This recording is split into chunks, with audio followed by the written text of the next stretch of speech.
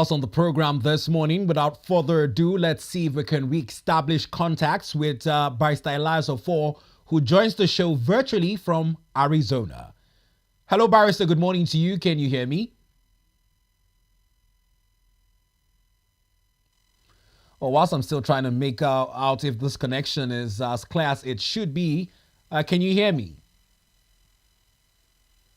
I can hear you. If you can't hear me. Brilliant. I can hear you now. Thank you for making our time to join the program. And let's begin with one of the most pressing issues in the news this morning as it concerns the cabinet reshuffle. Now, many had talked about the bow and go tradition on the floor of the red chambers. Yesterday, we did see 7 ministerial nominees quite not really grilled since their portfolios were attached and they were hastily screened. But standout is the moment where people are talking about a government of inclusion where Abuja also has gotten a ministerial nomination. Oh, how historic is this and what does this imply for a government of national unity? Quite historic actually. I have seen the wife of the late Civil War veteran. To a very good extent, that is quite commendable. But you still need to balance the equation. We still have to bear in mind that the multi-ethnic nature of Nigeria should be countenanced in anything the government of the day is doing. The Chief of Army Staff, I've seen the appointment. He still has a lot to tell about the equation that I'm talking about. It's a diverse country in terms of ethnicity, in terms of some other factors that we have talked about so much in Nigeria. That has to always be borne in mind by any government of the day. I do not have to overflog this issue because the previous government, that was one of the things in the front burner before they hanged their boot. So the president should bear that in mind. It is very important. Nigeria is one of the most educated community when you come in any part of the world. We have people that are qualified from other places. We should always know that. In terms of appointment, in terms of politicking and the rest of them, we are too diverse. So that should always be borne in mind. Federal character, so to speak. Even though that should not be sacrificed on the altar of meritocracy, but we should know that in as much as we want to be together in this union, other ethnic nationalities should be considered in appointments. That's all I have to say now. Now, I'm talking about some of the comments that she has made. The Honorable Minister Bianca Odumego Ojukwu has also said credit needs to be given to her for the Nigerian embassy in Madrid. She said it was her working in her time there. Do you agree with that comment? Sorry, come again with that, please. She says that the Nigerian embassy in Madrid is part of her workings following her time there and credit needs to be given to her. Yeah, credit should be given to her. I think while in Madrid, she performed creditably well. She had no blemish in anywhere. I didn't see any accusing finger going to her for non-performance. That scorecard actually was countenanced, presumably, by the government in that appointment. I think that's a statement in the right direction. Now, except there's something else. Yeah. No, that would do. Moving away from that issue, let's also pick up another issue in the news that has continued to elicit mixed reactions. Now, Dangote has come out to tell Nigerians that he has over 500 million liters of PMS in reserve, but the marketers are disagreeing with him that it takes quite a lengthy time to be able to load products from his refinery, and hence the reason why they prioritize importing refined products of PMS. How does Nigeria go about this bulk purchase deal with the Naira for crude deal aiding in the reduction of the lengthy queues we're seeing at filling stations in Nigeria? do you think there's a better way of brokering a quicker deal between Dangote and petrol marketers? Anyway, Dangote should look down deep to see that there's no sabotage in his effort to supply enough fuel, because I do not know what is going on. We had that information that Dangote refinery could service Nigeria and service Nigerians equitably well. But marketers complain that it takes them quite a long time to buy fuel from his factory. I do not know what is going on.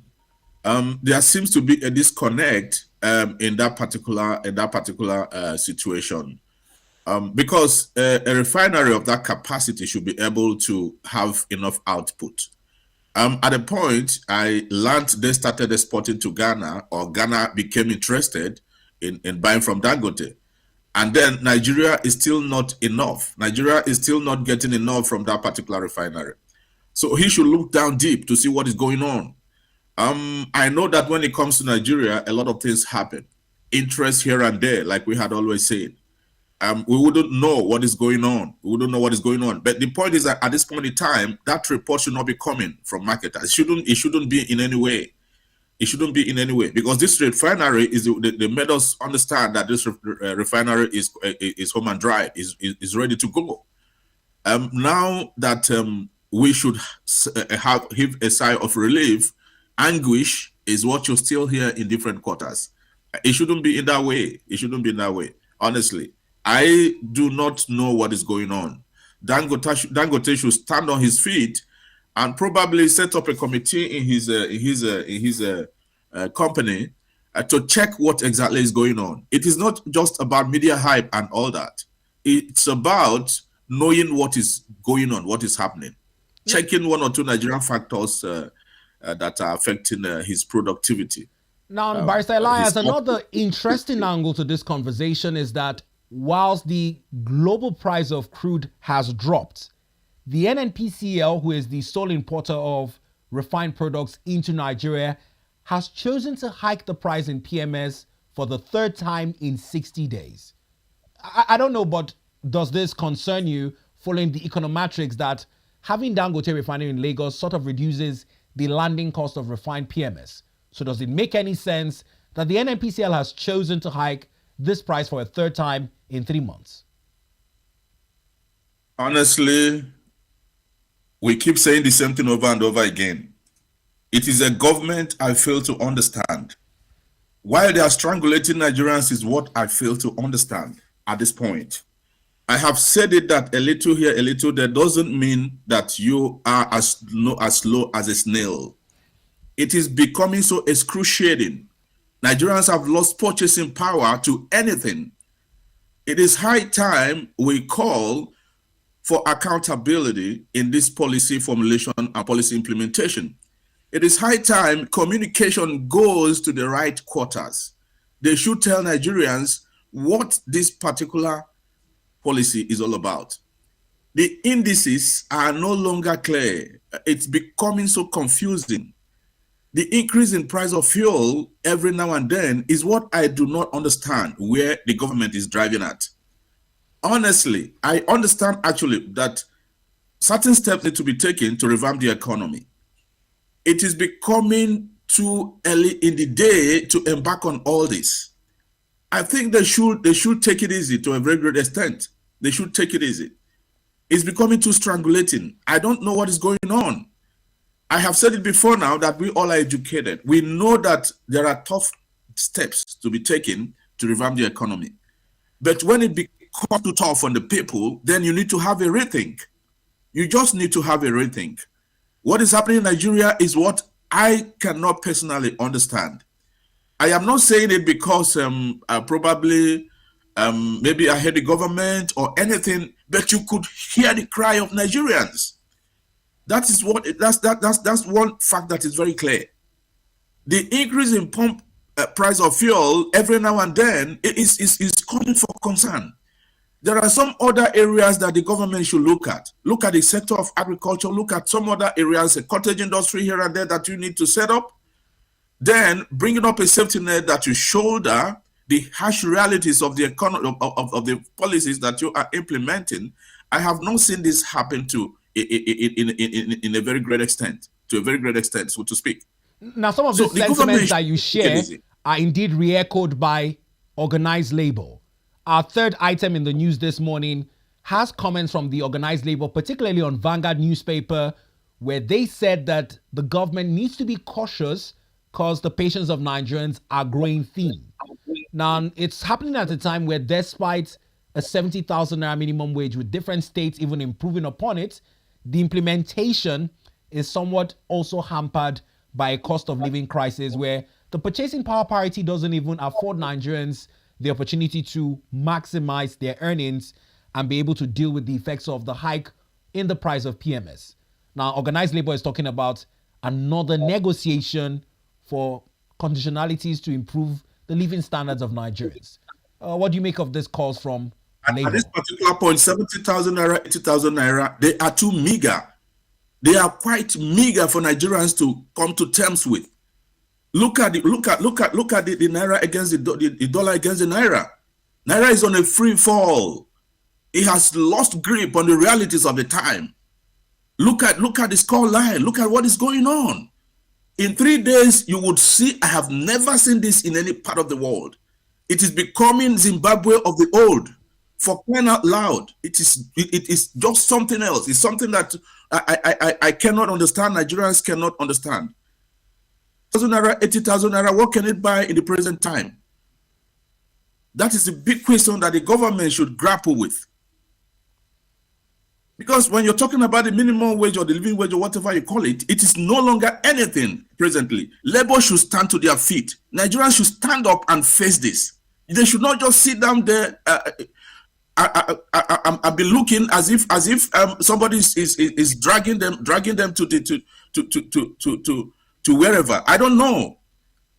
What I'm trying to say is that we are docile. We are docile. We should cry out for the government to understand the realities, to understand what Nigerians are facing. Labor, it is beyond negotiation at this point. Labor should walk up to the government and tell them what is going on. Perhaps they do not know. The news is getting tighter on the throat of Nigerians. The news is quite getting tighter. The hue and cry in every nooks and crannies of Nigeria, it is getting to an alarming crescendo. The government should stand up to terms to come to terms with this. It is no longer Uhuru. It is no longer a child's play. People could not purchase the basic things for themselves. People could no longer feed at least 2 times a day. We are not even talking about 3 times a day. The realities, the harsh realities of the economy, it's crushing Nigerians.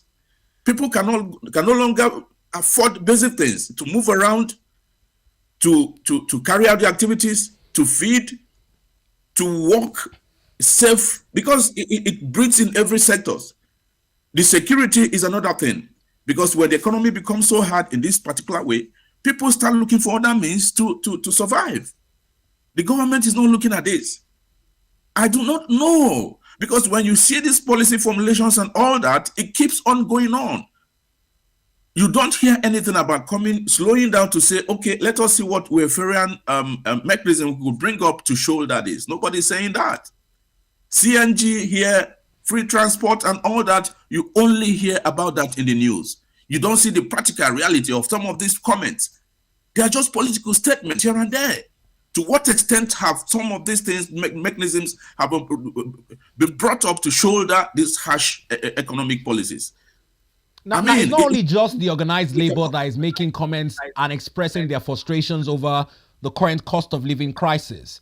A former labor leader, now a senator in the 10th Assembly, Senator Adams Oshomole, has said, and I quote, "Workers poorer now despite pay increase," unquote. Is this indeed the harsh reality we're facing? Exactly. Absolutely. That is the harsh reality. That's the harsh reality. 70,000 naira, even 100,000 naira, can't buy anything in the market. It cannot do anything. I mean, and the worst part of it is that if you have anybody out here, if you have anybody probably you're spending a dollar on, or maybe you have anything in the global market that you want to do with currency that you want to use the international currency to buy or trade, you cannot do anything. The point is that Nigerians, it has reached that point where Nigerians should stand up and face it. They should call the government. Talking about standing up and facing it in terms of Nigeria's approach to these issues, the IMF and World Bank, the Bretton Woods institutions, have advised the government, particularly the government of President Bola Ahmed Tinubu. Now, people like Professor Jega are calling it anti-people policies. But despite that, the IMF and World Bank are standing by their advice. How does Nigeria stand up in spite of this difference in opinion? The neo-colonialist tendencies of some of these international bodies should be addressed. Of course, you see what is happening in the Sahel. The wind that is blowing across the Sahel, you have seen the dividends day by day. This reality should come up to every Nigerian. That is what we're talking about. This wind you're talking about might be misconstrued. I'd like for you to put it in clear terms. The wind blowing across the Sahel, is this the Sahelian states that have removed themselves from ECOWAS, or what sort of wind are you talking about? The wind I'm talking about is standing up to say you cannot dictate the pace in this age and time. We have peculiarities that should be addressed. But now it now happens to be done through what many call unconstitutional coup d'etats.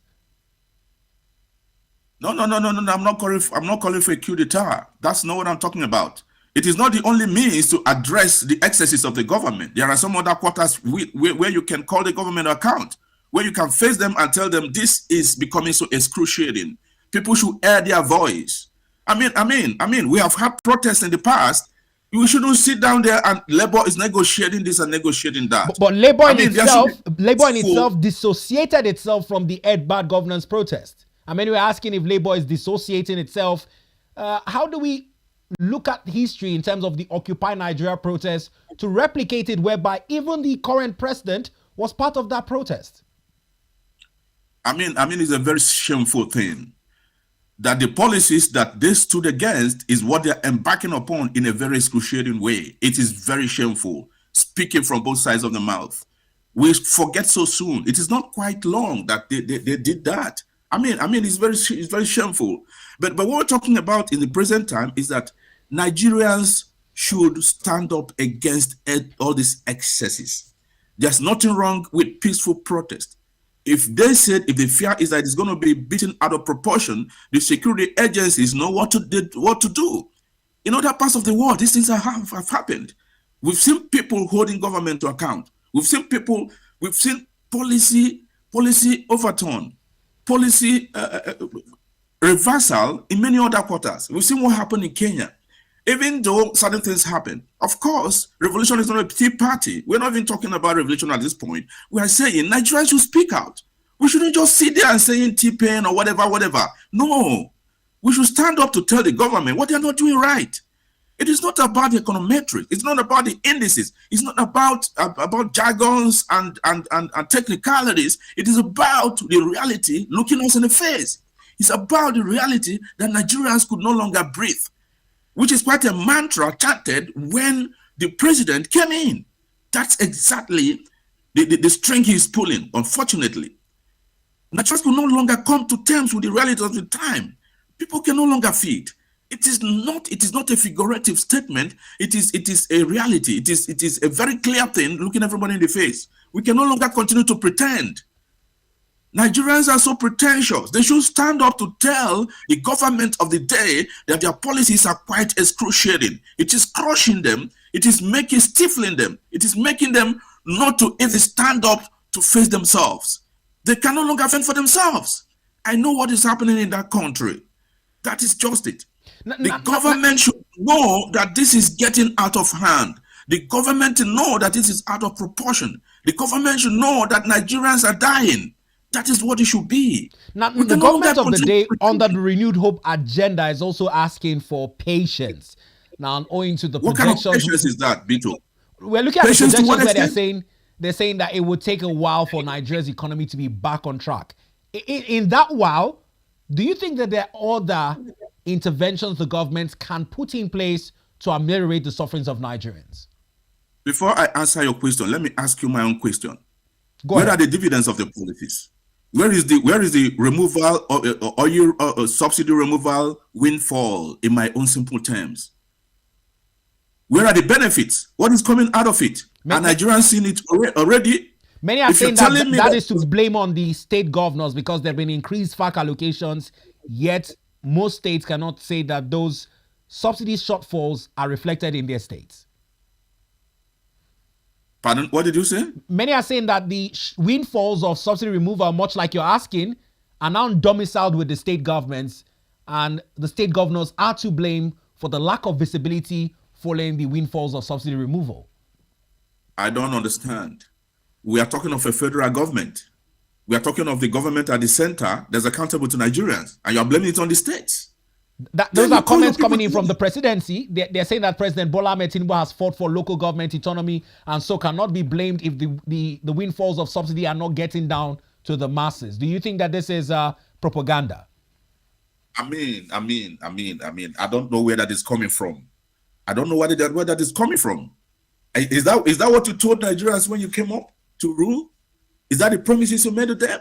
Of course, we know the indices of the government. We know how government functions. You cannot isolate yourself and start blaming. Okay, it's no longer the time to blame your predecessors. Now it is the state governors. Oh my God. I mean, is that the governors that you're going to blame? So the president at the center cannot call the governors to account. There are the mechanisms, the system of governance where you can hold the governors to account or call your people to order, for crying out loud. But the truth of the matter is that the central government, which is the federal government, owe Nigerians a lot. That's what it is. You cannot blame it on the state governors. You cannot blame it on the state governors. Your manifestos are there. Your economic policies are there. Now it is a time to say that it's governors that are stifling it. That's not quite true. That's not quite true. In as much as the governors have their duties to perform, the central government, the federal government, should be seen to be working. Your policies should be seen to be yielding the required dividends. That's what it is. We know the Constitution of Nigeria, we know the concurrent legislative list, and we know the exclusive legislative list. Those in the exclusive legislative list, what have you done about it? Those in the residual, then let us say you have no grip on that. But the one in the exclusive legislative list, what is happening there? What is happening there? Energy is there. Even the natural resources, which includes the petroleum, is there. What is happening in that sector? Which drives the economy in a very cardinal terms. Then are you going to blame that on the governors? I mean, I don't understand it. We have this sophistry in governance. We have all these grammar technicalities. Before you know it, they complete their terms. The next government that will come in will start blaming their predecessor. It goes on and on. It's a vicious circle. Unfortunately, this is too bad in Nigeria. It's too bad for Nigerians. It is time to hold them to account. It's time to ask them what is going on. Nigerians should not remain docile. We are too complacent. People are getting tired and they cannot speak out. The activists are so distracted. They should face what is happening. They should leave frivolities alone. Face the government and tell them what they are not doing right. It is not the time for technicalities. It is not the time to blame it on IMF or whatever international body that is driving all this charade. Nigeria government should know that it is time to sit down and then check their scorecards. Go back to the drawing board. See what they are not doing right. I'm not even here to start doing our technicalities or start doing some economic terms and all that. Now this next issue in the news, Barrister, this next issue in the news demands technicalities as it is based on the rule of law. Having left the issues of the federal government, we're coming to the issue of a state in Nigeria that over time has elicited conversations on its State House of Assembly and what would constitute a proper appropriation act.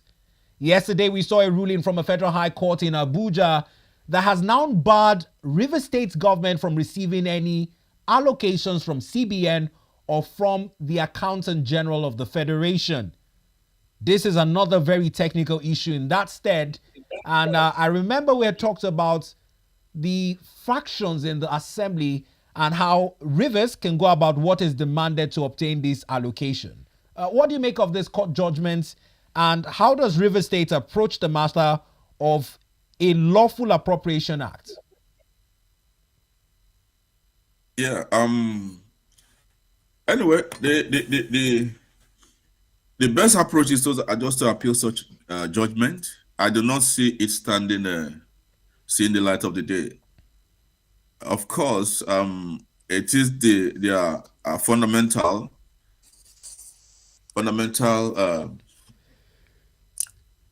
obligation to get allocation to run the activities of the state. Be that as it may, the judgment is a judgment. It's for the state government to do what they are supposed to do.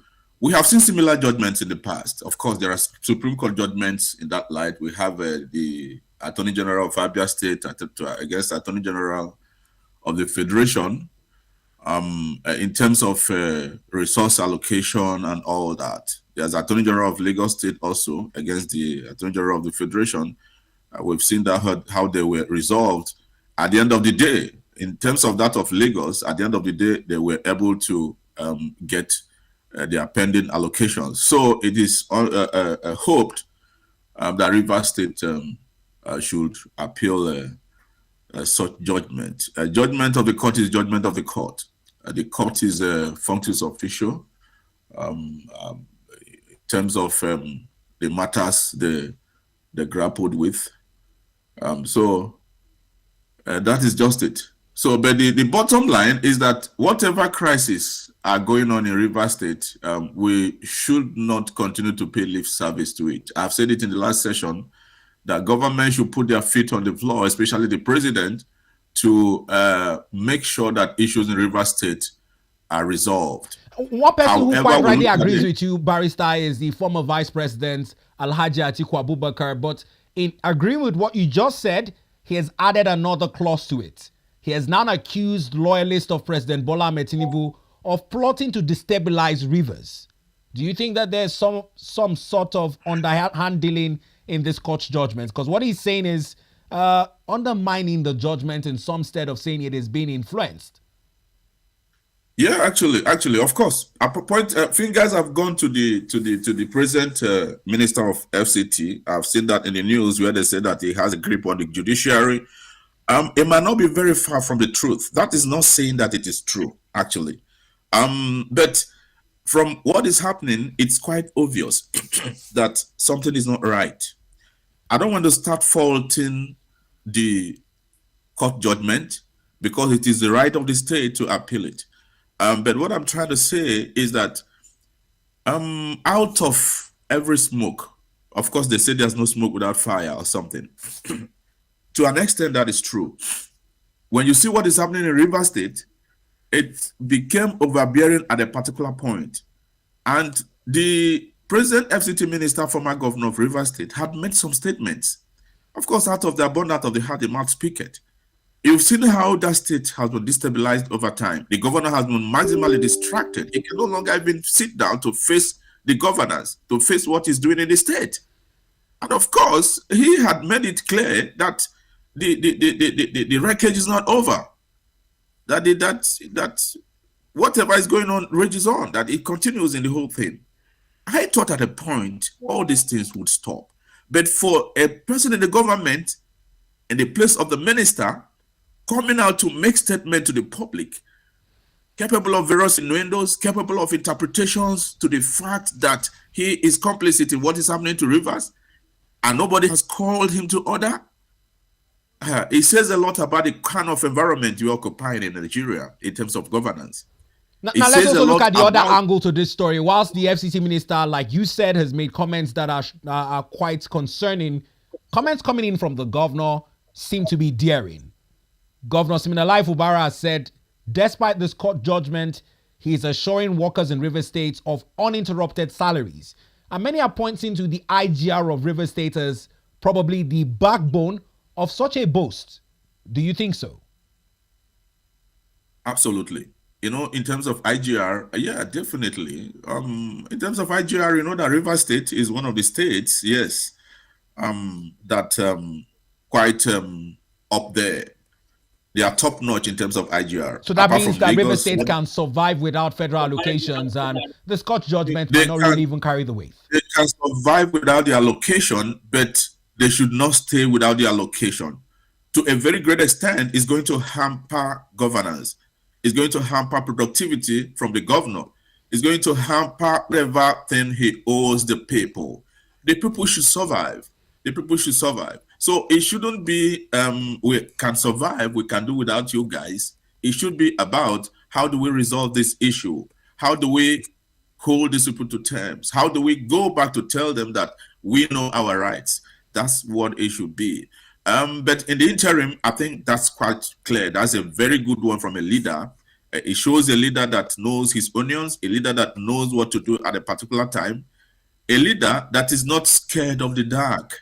That's what it shows. I commend him for that, for taking that bold step. But there are precedents. Of course, during the time of Lagos State conundrum, in terms of allocation and all that, they fought it out. And then at the end of the day, the light came up at the end of the tunnel. I think they should toe that line. I do not see that judgment standing the test of time. I think it will definitely bow to legal pressures and all that. Now So sorry to cut you. You can conclude. Conclude before I ask my next question. So the government knows what to do. The River State government, they already know what to do. They know what to do. Yes. Now, whilst commendations are coming in for River State, this has exposed 32 other states in Nigeria who reportedly depend on FAC for 55% of revenue in their states. 14 others depend on FAC for 70% of revenue in their states. Now, these poor IGR status of states is also questioning their sustainability at a time when local government autonomy is also gaining grounds. How can states better the IGR? Many talk about rivers having oil. Many talk about Lagos being the big commercial hub, and the FCT having the sustainability of being the center of power. Some other states have untapped resources and improving IGR. Is this a time for a rude reawakening for such states? To an extent, it is. To another extent, there are certain things that are not fundamentally right. And in one angle, the states should sit up to face the realities of the time, to beef up their IGR in a very good way. But without the enabling laws, without the enabling environment, without things being put in place to do that, it becomes a practical impossibility, especially for certain states. Anyway, the worrisome part of this is that I've seen the cost of governance in some of these states outweighing, in fact, almost 200%, some reaching up to 300% of the IGR. That's the rude awakening we're talking about. That is a harsh reality. It shouldn't be like that. It should not be like that. But you know that the oil economy have actually brought in a whole lot of dilemma in terms of Nigerian realities. The oil economy, the allocation we're talking about, when money comes in millions of dollars, and then you don't look down to see what you are generating, it's a very big issue. It's quite a conundrum. It's quite a conundrum. But going back to what I said, without the enabling laws, without the right laws to say, okay, tap your resources, because when you're talking of constitutional democracy, or talking of federalism, it is government at the center, then the federating states being able to tap their resources. For instance, Nasarawa State, that is rich in natural resources, there's nothing wrong in amending the law to allow them to tap their resources. It shouldn't be on the exclusive legislative list. The federating states should be able to tap their resources. That is the only way you can now say, yes, what are you generating? If I do not have a seaport like Lagos, I do not have a so thing like other states that are generating a whole lot of IGR. How do you want me to do it? Electricity is not even stable. How do you want me to do it? Power is in the exclusive legislative list.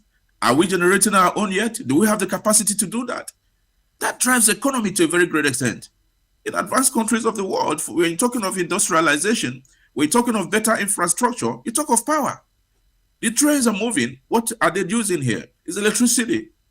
So many things are electricity driven. I was in South Africa that ordinary ATM machine could not function if the electricity is not on. In fact, when the electricity goes off, a lot of things go off. That's to an extent to show you cardinal things that drive the economy. That is not the situation in Nigeria. We are still talking about electricity in this age of time. The megawatt that is being generated, when you look at it, you cry for Nigeria. And the grid keep collapsing every now and then. And no explanation to that. Nobody to hold to account. The same story every now and then. When things become abysmal, when things go wrong, there's nobody to account. Nobody comes to say, yes, this is what is happening. It is going to be blamed on this or that. I have never seen anybody resigning in Nigeria because of blunder. No politician has ever done that. It has never happened. Rather, the government of the day will shield it. It will end in sophistry. It will end in grammar. And that is the end of it. Nigerians will forget it the next minute. So what are we talking about?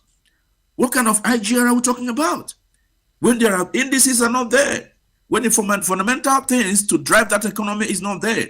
When the laws are not amended to give them that leverage to go ahead and generate the IGR. How are they going to do that? Okay, everybody should go back to the farm.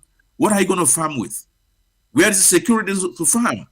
I know states like Benue that can feed the whole of the whole of southern Nigeria. Benue State can do that. Benue State can feed the whole of southern Nigeria. The farmers are killed in their numbers. How can they do that? We are talking of IGR. We are talking of IGR. When I did my youth service in Benue, people were coming from Cameroon to buy food from Benue State, but not anymore. Not anymore, Bito. So what IGR are you talking about? Oh, quite Where's the environment to do that? Quite the pressing issues that we're dealing with in Nigeria. In closing, because we have 5 more minutes before we wrap up this segment, a grand event took place at the presidential villa yesterday, where we saw members of the Nigerian Governors Forum in a meeting with the Traditional Rulers Council, and we gathered that it's about constitution amendments to create a constitutional role for traditional rulers that would also be backed by funding. How monumental is this? And do you think it is indeed some of the driving tools to ensure that every tier of government, including the traditional stool, contributes its quota towards building the Nigeria of our dream? To an extent, I think if that should be given a hand, I think that would be quite a very good thing to a very great extent. Yes, the traditional institution in Nigeria should not be ignored. I mean, when you look at it very well, you find out that that's part of the area we are not getting it right. We have left most of the norms that we should put into place to aid initiatives, to aid even technology. When you look at the fundamental basis of technology, it cannot be divorced from traditional norms. I'm not what do they call it? But that is by the way. But the truth of the matter is that the traditional institution should not just be sidelined completely. If this is handled effectively, I think it will yield its required dividends. It's going to help in innovations and all that. It's going to help in some of the endeavors that Nigerians should embark upon that have cultural underpinnings. It entails a lot. And again, the culture of the people cannot be taken away from them. And that's what it should be. For instance, in South Africa, the traditional institution has a great role to play in terms of land governance, in terms of bridging the gap between the government at the center and the traditional people and all that. Yeah, but the major thing here is for it to be handled very well. It should not be an engine of distraction, an engine of corruption, like we have seen in Nigeria a whole lot of times. It should be something that should be conscientiously done, something that should be efficiency should be the hallmark of that particular activity. That's what it should be. But traditional institution is very important, especially in a place like Nigeria, multi-ethnic country like Nigeria. You cannot take that away. You cannot take that away. Well, we must thank you, Barrister Elias Offor. Time is fast spent as we've looked at almost all the issues of note in the news this morning. particularly as captured on the front pages. We appreciate you for taking our time to join the conversation. Yeah, thank you very much, Peter. Thank you for having me. All right, enjoy the rest of your day. Well, this is as much as time will permit for us to review headline stories and issues in the news on the local scenes. We'll take a quick break, and when we return, we'll give you another overview, but this time of foreign publications and tabloids from across the globe, before we now discuss our main topic in our concluding segment. To catch this,